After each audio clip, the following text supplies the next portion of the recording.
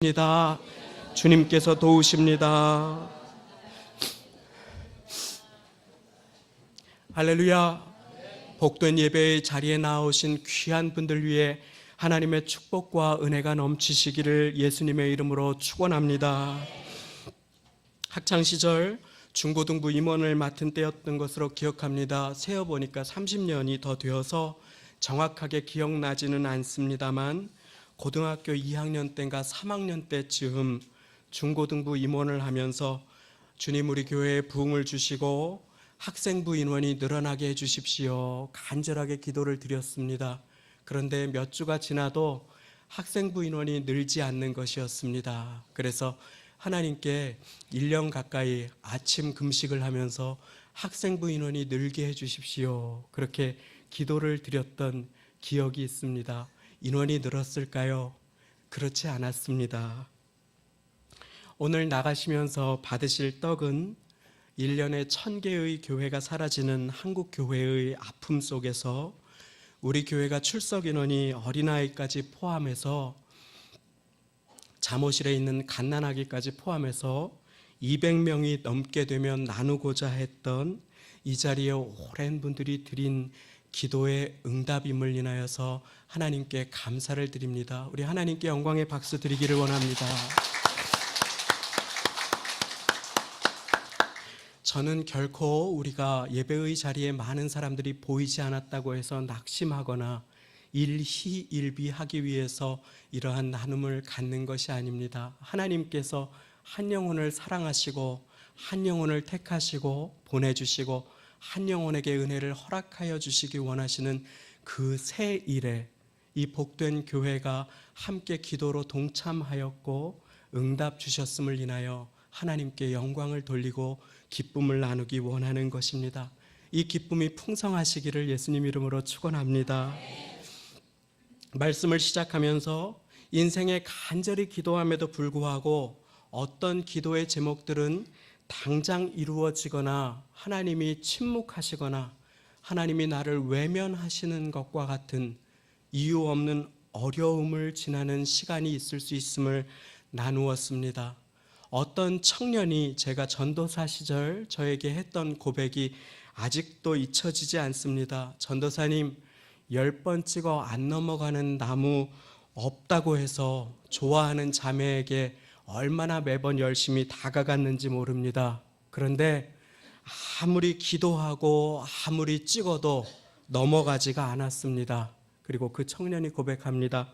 가로수인 줄 알고 찍었는데 알고 보니 가로등이 아닙니까? 그 이야기를 듣고 같이 웃었습니다. 10번 찍어도 안 넘어가는 나무가 없다는 말이 성경에는 없지요. 인생에서 내 뜻대로 내 바램대로 내가 노력했는데 되지 않는 것 같은 때가 있음을 우리 모두는 알고 있습니다. 인생에서 나를 아프게 하거나 나를 슬프게 하거나 이것만 없으면 내가 좀 자유롭게 무언가를 할 수 있을 텐데 라고 생각하는 것들이 있을 수 있습니다. 그러한 시간이 있습니다. 하나님의 침묵과도 같은 시간, 하나님이 계시지 않은 것 같은 시간, 그러한 시간을 지날 때가 있습니다. 그런데 사랑하는 여러분, 위대한 사도 바울의 인생에도 그와 같은 시간이 있었습니다. 그리고 그와 같은 아픔이 있었습니다. 그것이, 그 상황이, 그 아픔이 자기를 얼마나 고되고 세게 찔렀던지 바울 사도는 그것을 가시라고 표현합니다. 그리고 그것이 얼마나 싫었고 힘들었던지 그것을 사단의 사자라고까지 이야기하였습니다. 그런데 바울의 인생에 그토록 싫었던 가시가 오히려 바울이 존귀하게 쓰임받게 하는 축복의 통로, 능력이 머무는 비결이 되었습니다. 사랑하는 여러분, 가시가 우리 주님 앞에서 축복이 될 수 있음을 믿으시기 바랍니다. 우리가 어떻게 그와 같은 복된 인생을 살 수 있을까요? 가시가 축복이 되는 인생. 먼저 기억해야 할 것은 우리의 인생 가운데 가시가 축복이 되기 위해서는 우리의 고통 속에도 하나님의 뜻이 있음을 믿으시는 복된 우리 모두가 되시기를 바랍니다. 고통 속에 하나님의 뜻이 있다. 바울 사도가 고백합니다. 여러 계시를 받은 것이 지극히 크므로 내가 너무 자고하지 않게, 교만하지 않게 하시려고 내 육체에 가시 곧 사단의 사자를 주셨으니 이는 나를 쳐서 너무 자고하지 않게 하려 하심이니라. 하나님께서는 겸손한 자를 귀히 들어 사용하시고 교만한 자를 대적하시는 하나님이시기에 하나님께서는 바울이 겸손하여 계속 주님 앞에 쓰임받을 수 있도록 바울에게 그와 같은 가시를 허락하셔서 교만하지 않도록 막으셨던 것입니다. 우리는 정확하게 그 바울 사도에게 허락되었던 가시가 무엇인지 알지 못합니다. 그것이 말씀을 전하다가 이유를 알 수 없이 쓰러지고 마는 허약함이나 간질이었는지 아니면 마음의 병이었는지 유대인들의 살해의 위협과 핍박이었는지 아니면 말을 달려서 예수 믿는 자들을 핍박하려 하다가 그 높은 말에서 밝은 빛을 보고 그냥 땅에 쓰러져 버린 어떤 커다란 후유증이었는지 그 밝은 빛 때문에 다가온 안질이었는지 자세하게 알 수는 없습니다. 그러나 바울이 갈라디아 교인들에게 이와 같은 고백을 합니다. 너희를 시험하는 것이 내 육체에 있으되, 그것은 아마도 육신의 큰 질병이었던 것 같습니다. 그 약함이 가시가 되어 바울을 계속 찔렀던 것 같습니다. 바울은 능력의 사도였습니다. 그가 기도하면 병자들이 일어났습니다. 오죽했으면 그가 가지고 있던 손수건만 덮어도 일어나는 사람들이 생길 지경이었습니다. 그런데 이것이 웬일입니까? 바울이 자기 자신을 위해서 드리는 기도가 응답되는 것 같지 않은 고통스럽고 어려운 시간을 지나고 있는 것입니다. 바울은 그것을 놓고 계속 기도합니다. 너희를 시험하는 것이 내 육신에 있는데 그런데 너희가 업신여기지도 나를 무시하지도 버리지도 아니하고 나를 하나님의 천사와 같이 예수님처럼 영접하여 주었구나 하며 고백합니다. 만일 할 수 있었다면 너희가 너희의 눈이라도 빼어서 나를 주었으리라. 어쩌면 그것은 바울 사도에게 다가온 앞을 점점 볼 수 없게 시력을 잃어가는 큰 고통이었을런지 우리는 그렇게 추정합니다. 왜 하나님께서 이곳저곳을 열심히 다니면서 복음을 전해야 하는 바울의 눈이 침침하게 만드시는 것일까요? 우리는 알 수 없습니다. 그런데 이와 같은 어려운 상황은 우리의 인생 가운데에도 다가올 때가 많이 있습니다. 우리가 기도할 때도 하나님께서 침묵하시는 것 같은 때에, 사망의 음침한 골짜기를 지나는 것 같은 때에, 그때 우리가 반드시 기억해야 할 것이 있습니다. 그것은 하나님께서는 인생에 일어나는 좋은 일들뿐만 아니라 어려운 일과 아픈 일과 실수와 연약함까지도 들어서 하나님의 뜻을 이루시는 좋으신 하나님이시라는 것입니다. 로마서 8장 28절 말씀입니다. 하나님을 사랑하는 자 곧 그 뜻대로 부르심을 입은 자들에게는 모든 것이 합력하여 선을 이루시느니라. 아멘. 한번 마음에 가슴에 손을 얹어 보시겠습니다. 그리고 저를 따라 선포합니다. 모든 것이 합력하여 선을 이루느니라. 한 번 더 선포합니다. 모든 것이 합력하여 선을 이루느니라. 아멘. 손을 내리셔도 되겠습니다. 하나님을 사랑하는 자, 하나님의 뜻대로 부르심을 입은 자는 좋은 일뿐만 아니라 형통한 일뿐만 아니라 아픈 일, 좌절하게 하는 일, 실망스러운 일을 통하여서라도 하나님께서는 당신의 뜻을 이루시는 하나님이 되심을 믿으시기 바랍니다. 그리하여 바울이 한 일이 있습니다. 낙심하지 않았습니다. 기도를 멈추지 않았습니다. 아니, 오히려 그 반대였습니다. 바울이 고백합니다. 이것이 내게서 떠나기 위하여 내가 3번 주께 간구하였더니. 아마 여기에도 3-4번의 문화가 있었던 것 같습니다. 바울 사도가 여러 번 고백하지요. 내가 마흔에서 한 대 감한매를 여러 번 맞았다. 그것이 무슨 고백입니까? 39대만 맞았다고 하는 것입니까? 그것이 아닙니다. 당시에 40대를 맞으면 사람이 죽을 수 있었기 때문에 죽기 직전까지만 때렸습니다. 그래서 40에서 한 대 감한 매를 때렸다고 하는 것입니다. 바울은 그렇게 죽을 위협에 처하고 그렇게 고통을 당하는 그 매를 39대라고 표현하였습니다. 그것과 같이 예수님께서 간절하게 겟세마네에 3번 기도를 하신 것과 같이 바울은 주님 앞에 간절한 기도로 치유를 위해서, 회복을 위해서 나아갔음을 오늘 3번 기도하였다고 그렇게 고백하고 있는 것입니다.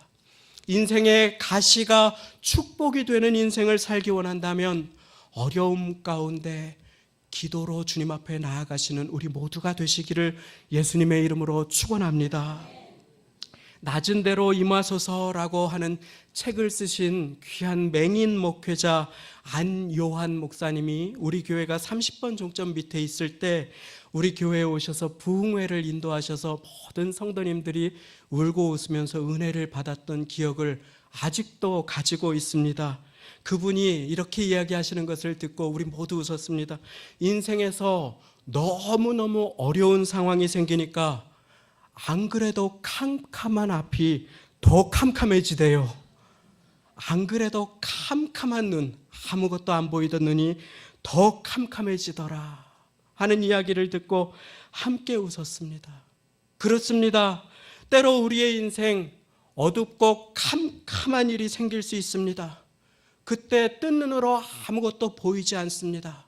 그때 눈을 감고 기도하시면 내 곁에 계신 주님을 발견하게 되실 줄로 믿습니다.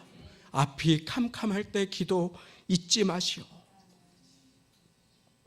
한 치 앞도 안 보이는 상황이 생기면 사단은 이 인생의 가시들을 통해 우리를 하나님으로부터 끊어내려고 할 것입니다. 그러나 원망과 낙심이 우리의 마음을 지배하게 하지 마십시오. 기도하십시오. 그러면 우리는 볼 것입니다. 혹시 우리는 주님을 잡은 손을 놓더라도 주님께서는 결코 우리를 잡은 손을 놓으시지 않습니다. 세상은 너는 버림받았다, 너는 무가치하다, 너는 고생한다 속삭입니다. 그러나 하나님께서는 말씀하십니다. 너는 내 보배로운 자녀다. 너는 내 보배로운 딸이다. 내가 너를 한순간도 잊지 않는다. 내가 너의 이름을 손바닥에 새겼다. 내가 너를 기억하며 너는 내 것이라. 인생의 가시가 있을 때 주님만 의지하시기 바랍니다. 인생의 어려움 속에 기도하시기를 바랍니다.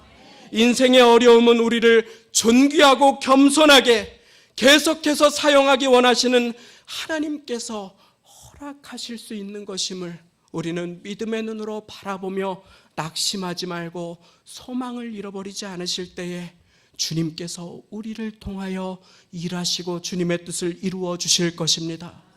아이를 키우며 아이가 어릴 때 참 곤란했던 적이 있습니다. 가장 곤란했던 기억 중에 하나는 예방주사를 맞히는 일이었습니다. 그것은 참 당황이 되고 어려웠습니다. 의사 선생님이 와서 주사 바늘을 꽂을 때 아이는 원망의 눈으로 저를 이렇게 바라봅니다. 그냥 한 방만 누면 좋은데 우리 젊은 부부들은 다 아시지요. 간혹 때가 돼서 2방이나 3방을 놔야 될 때가 있습니다. 그러면 눈물이 그렁그렁해서 이 하얀 옷을 입은 아저씨가 나를 이렇게 아프게 하는데 빨리 말려달라고 울면서 막 발버둥을 치지요. 그리고 저를 쳐다봅니다. 부모를 쳐다봅니다. 아이가 그렇게 도움을 요청합니다. 아이의 입장에서 그것은 어쩌면 간절한 몸부림의 기도일 것입니다. 이 아픔을 멈춰주세요. 아빠, 나는 아파요. 왜 나를 이렇게 아픈데 두세요? 그런데 이게 웬일입니까? 아빠가 그 아저씨를 떼찌해줘야 되는데, 멈춰줘야 되는데, 내 편을 들어줘야 할 아빠가 나를 꼼짝 못하게 꽉 붙들기 시작하는 것입니다. 아기의 입장에서 이게 얼마나 야속한 일입니까? 실망되지 않겠습니까? 그러나 사랑하는 여러분, 그 아픔은 부모된 제가 허락한 것입니다. 왜입니까? 아이를 강건하게 하기 위해서, 더 큰 병에 걸리지 않도록 면역이 잘 자라날 수 있도록, 강건하도록 제가 허락한 것입니다. 인생에 고통이 있을 때가 있습니다. 내 기도가 지금 당장 응답되지 않는 것 같은 때가 있습니다. 사랑하는 여러분, 그때 주님께서 나를 꼼짝 못하게 하신다고 주님께 실망하지 마십시오. 주님의 마음이 더 아픕니다. 주님께서 여러분들을 꼭 붙들고 계십니다. 그리고 그 시간을 통해서 이루실 일이 있습니다. 우리가 해야 될 것은 낙심하고 실망하고 주저앉아 버리는 것이 아니라 주님 앞에 나아가는 것입니다. 간절하게 기도하는 것입니다. 그리고 주님께서 이 일을 통해서 내 삶에 이루실 뜻하신 것이 있음을 믿는 것입니다. 시간이 지나면 그것이 나를 위한 예방주사였음을 간증할 날을 믿음으로 바라보시는 복된 우리 모두가 되시기를 예수님의 이름으로 축원합니다. 하나님께서 이 바울의 기도를 듣고 응답하십니다. 그런데 이 응답이 바울의 생각과는 조금 다릅니다. 바울의 생각은 이 가시를 지금 당장 거두어 가시면 내가 훨훨 날아다니면서 하나님의 일을 능력의 종으로 하리라. 그런데 하나님께서는 내 은혜가 너에게 족하도다. 너의 약함 속에서 나의 강함을 보여주겠다. 라고 하시는 전혀 다른 응답을 하십니다. 그것이 무엇입니까? 내 능력이 약한 데서 온전하여 짐이라. 하나님은 바울이 많이 배웠기 때문에 쓰신 것이 아니라 바울이 주님 앞에 무릎 꿇었기 때문에 귀하게 쓰실 수 있었다고 하시는 것입니다. 하나님은 우리가 자격이 충분하고 능력이 많아서 소중히 사용하시는 것이 아니라 주님을 의지하기 때문에 쓰신다고 그렇게 말씀하시는 것입니다. 그런데 우리 주님께서는 아셨습니다. 바울에게 모든 것이 다 갖춰지면 바울이 기도를 쉴 수도 있음을, 하나님을 의지하지 않을 수도 있음을, 자고해질 수도 있음을, 교만은 패망의 선봉이요 넘어짐의 앞잡이니라. 주님께서는 바울이 넘어지는 것을 원치 않으셨습니다. 그래서 먼저 하나님 앞에 엎드려서 무릎 꿇게 하셨던 것입니다. 한번 돌아보기를 원합니다. 우리의 인생에 가시가 없다면 우리가 주님을 지금처럼 의지할 수 있을까요? 우리가 기도의 자리를 지킬 수 있을까요? 어쩌면 아마 우리는 그렇지 않을 것입니다. 재벌들이나 그 2세, 3세들이 사회 가운데 무리를 일으키는 것을 봅니다. 사람들을 노예 부리듯 하는 것을 봅니다. 왜입니까? 그들이 자고해졌기 때문입니다. 부족한 것, 아쉬운 것이 없기 때문입니다. 그들을 겸손하게 할 아무런 가시가 없기 때문입니다. 그리고 그것이 그들을 교만하게 하고 인생을 패가망신으로 이끄는 것을 우리는 보고 있지 않습니까? 사랑하는 여러분, 그 응답이 혹시 나의 기도와 다를지라도 하나님의 응답이 내게 가장 좋으신 것을 믿는 자가 복된 자임을 믿으시기 바랍니다. 이사야 55장 8절 9절 말씀입니다. 여호와의 말씀에 내 생각은 너희 생각과 다르며 내 길은 너희 길과 달라서 하늘이 땅보다 높음같이 내 길은 너희 길보다 높으며 내 생각은 너희 생각보다 높으니라.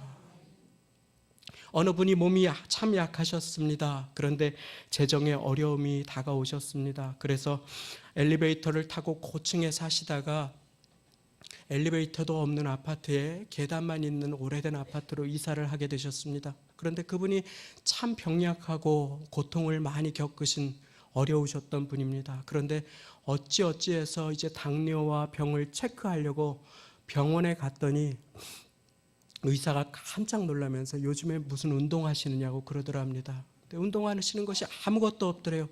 이게 웬일인가 하고 돌아보니까 가정 형편이 허락되지 않아서 이사하면서 계단 있는 아파트의 꼭대기층으로 살고 올라가고 내려가고 했는데 자기도 모르게 건강해진 것이었습니다. 우리는 때로 하나님의 뜻을 이해할 수 없습니다. 그러나 하나님께서는 가시까지로 또 드셔서 하나님의 뜻을 이루어 주십니다.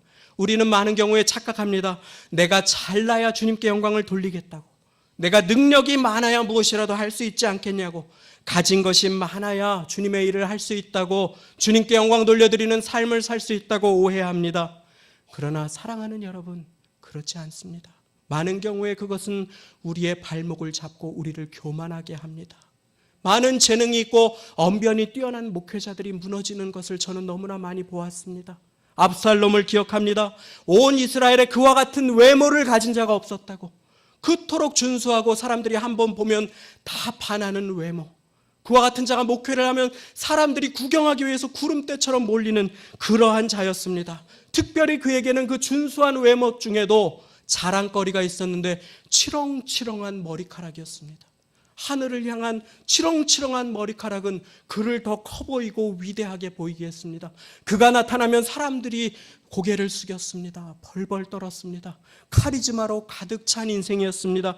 그런데 그 머리를 자랑하던 그가 다윗의 군대에 쫓겨서 도망을 가기 시작합니다. 그리고 어떤 일이 일어난지 아십니까? 그의 자랑이요, 그의 프라이드였던 그 머리, 그 치렁치렁한 평생에 길러서 올렸던 소중한 머리가 그가 나귀를 타고 도망가야 하는 순간에 그만 상수리 나무에 걸립니다. 그리고 그는 그곳에서 목숨을 잃는 최후를 맞이하게 되는 것입니다. 사랑하는 여러분, 우리의 자랑으로 주님을 섬기는 것이 아님을 믿으시기 바랍니다. 내 능력으로, 내 힘으로 주님을 섬길 수 없습니다. 다만 우리가 부족하여 약하여 주님 앞에 무릎 꿇을 때에 주님께서는 나를 통하여 주님의 약한 가운데 강함을 드러내 주시겠다고, 부족한 나를 통하여 주님의 온전하심을 드러내 주시겠다고 약속하여 주시고 있는 것입니다. 사도 바울은 그 은혜의 풍성함을 깨닫습니다. 그리고 고백합니다. 내가 그리스도를 위하여 약한 것들과 능력과 궁핍과 핍박과 곤란을 기뻐하겠다. 왜냐하면 내가 약해서 주님을 의지할 때에 주님이 나를 강하게 해주시기 때문에. 내가 약해서 주님을 의지할 때에 내가 약한 것은 아무런 문제가 되지 않음을 믿으시기 바랍니다. 우리가 주님을 의지하지 않는 것이 우리를 무너뜨리는 것입니다. 내가 부족할 때 주님은 주님 앞에 나아가면 나의 부족함을 통해서 주의 온전함을 드러내어 주시는 것입니다. 외국에서 학업할 때에 모든 학생들이 학교에 들어올 때 융자를 받아서 사는 노트북이 있었습니다. 컴퓨터인데 공부하는 노트북입니다. 그것을 교실에 다 가지고 들어와서 타이핑을 하는데 참 부러웠습니다. 왜냐하면 저는 그 재정적인 여건으로 그것을 구매하기가 당장 어려웠던 그러한 시절이 있었기 때문입니다. 그래서 그 노트북을 가진 친구들이 참 부러웠습니다. 그리고 되지 않는 영어로 정신없이 받아 적고 녹음을 하곤 했습니다. 나도 노트북이 하나 있으면 참 좋을 텐데, 참 좋을 텐데. 결론적으로 얘기하면 하나님께서 되게 신비하게 채워주셨습니다. 나중에는. 그런데 한동안 그 노트북을 주시지 않았습니다. 기도를 드려도 주시지 않았습니다. 그런데 1년이 지나고 보니 어떤 친구들이 학교에서 보이지 않는 것이었습니다. 그래서 물어보니 유학생 중에 어떤 학생들이 인터넷 중독, 컴퓨터 중독, 채팅 중독으로 학업을 중단하거나 본국으로 돌아간 친구들이 많이 있는 것을 발견하게 되었습니다. 외롭고 고국을 떠나 있고 힘드니까 일어날 수 있는 일이었겠지요. 어쩌면 제가 컴퓨터가 있었다면 저에게도 그런 어려움이 닥치지 않았을까. 문득 그런 생각이 들었습니다. 제겐 그 일이 일어날 수가 없었습니다. 외롭고 힘들면 누구든 밤새 채팅을 하고 싶고 인터넷을 들여다보고 싶은 유혹이 있을 텐데 저는 감사하게도 컴퓨터가 없었습니다. 절대로 그러한 것을 할 수가 없었기에 저에게 가시처럼 느껴졌던 그 재정의 열악함이 저에게 축복이 되었음을 그때 느낄 수가 있었습니다. 열심히 아르바이트하고 집에 와서 할 일이 없으면 성경책을 보고 기도하였던 그 시간이 하나님께서 제가 그 삶을 지탱할 수 있었도록 도와주셨던 원동력이었구나. 하나님은 그 시간을 제가 잃어버리기를 원치 않으셨기에 풍성하시고 공급하여 주실 수 있는 분이심에도 기도하라고 말씀 보라고 그것을 잠시 보류하고 계셨던 것을 느낄 수가 있었습니다. 사랑하는 여러분, 오늘 이 시간 내 인생 가운데 나를 아프게 하는 가시는 어떤 것이 있습니까? 내가 돌이킬 수 없는 실수가 있습니까? 지난 날의 아픔이 있습니까? 사람들에게 손가락질 받을 만한 무엇이 있습니까? 주님은 우리의 강함과 잘남을 통해 역사하는 주님이 아니심을 믿으시기 바랍니다. 주님은 약함 가운데 능력과 은혜를 베푸시는 분이십니다. 우리의 인생은 이제 내 힘으로 살아가는 것이 아니라 주님의 도우심으로 살아가는 것입니다. 우리가 약하여 주님만을 의지할 때 주님은 우리에게 세상이 줄 수 없는 주님의 강함을 주시는 것을 믿으시기 바랍니다. 우리가 약하여 쓰러질 수밖에 없기에 주님을 붙잡을 때 주님께서는 더 굳건하신 팔로 우리를 붙잡고 우리를 강하고 담대하게 해주실 것입니다. 그러므로 사랑하는 여러분, 이제 겸손하게 기도하고 주님만 의지하십시다.